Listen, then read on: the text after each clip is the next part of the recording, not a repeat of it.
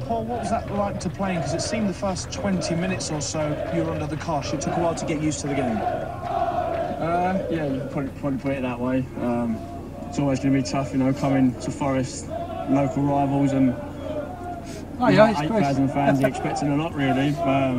The pitch weren't too good either, so it killed us a bit, but after 20-25 minutes, I think we got the terrible match. I've just been caught in that lot. I was at the back and the police just pushed me straight into the back of that. I'm very pleased. Maybe a bit Dyer's miss. Did very well against Palace, didn't he? Very well. That's terrible. It's awful, isn't it? See you later. So when you play, you've obviously just got to try your hardest and try and keep in the team. And that's what it's about at the moment. I think we've got loads of good lads here, and whoever gets in the team wants to play. And against your former club, it had a bit of needle in it at times as well, didn't it? What, personally, or? A bit of both, yeah. Who's this? Yeah, like I say, it's a derby, and they've always got a bit more edge to them, and they're good games to play in. Everyone enjoyed it, and we're upset really we didn't win. Got a cracking goalkeeper behind you, haven't you? Kept you in it in the first half an hour. Some great saves. If it went down to him, we could have been 2 or 3 down. But that's what he gets good money for, and obviously he keeps them out, and hopefully we need to start scoring them. And could have won it, and more than won it actually. David Nugent with a couple, has he, in the dressing room? And I know he sets himself very, very high standards. He'll have wanted one of those in the first half. Yeah, obviously being a forward, that's what you strive on, your goals.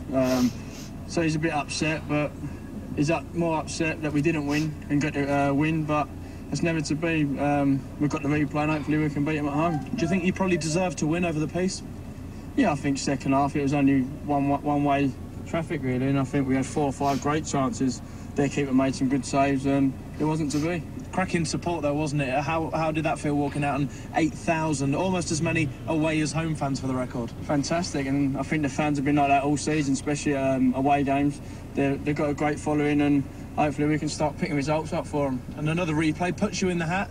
You're going to watch the draw. You're going to tell me you won't, but I'm sure you'll watch the draw and take note. Who'd you fancy? Liverpool? That'd be a decent one, wouldn't it?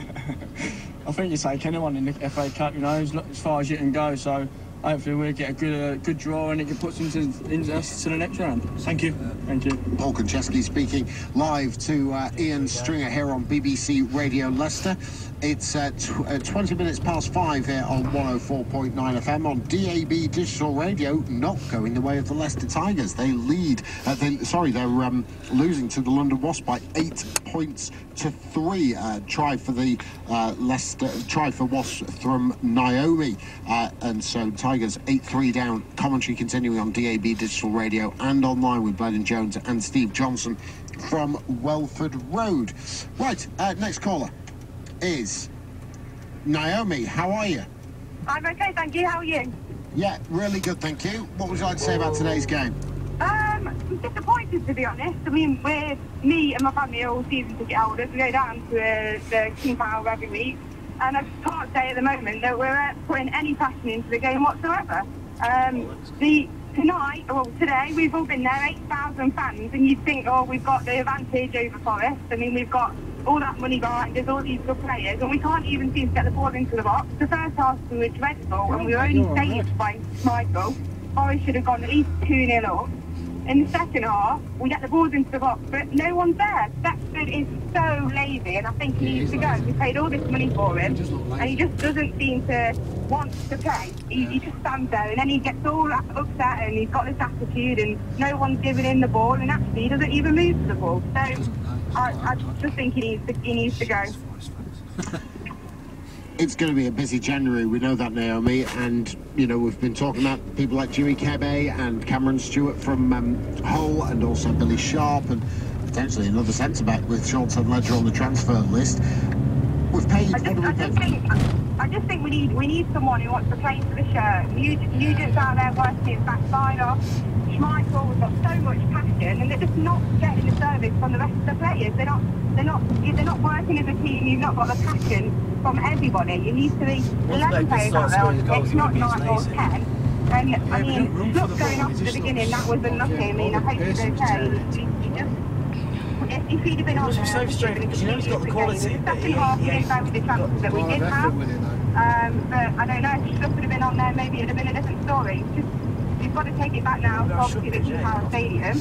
And if we don't get a full capacity crowd, which I don't think we're likely to get because we'll probably charge some really high prices, then you're not going to get the atmosphere. The atmosphere today in the away end was absolutely electric, and you don't get that at the King Power because the fans are so spread out, and you've just not got the numbers. And it's because we're charging all this money, people don't want to pay it, especially when you see first half like we did today.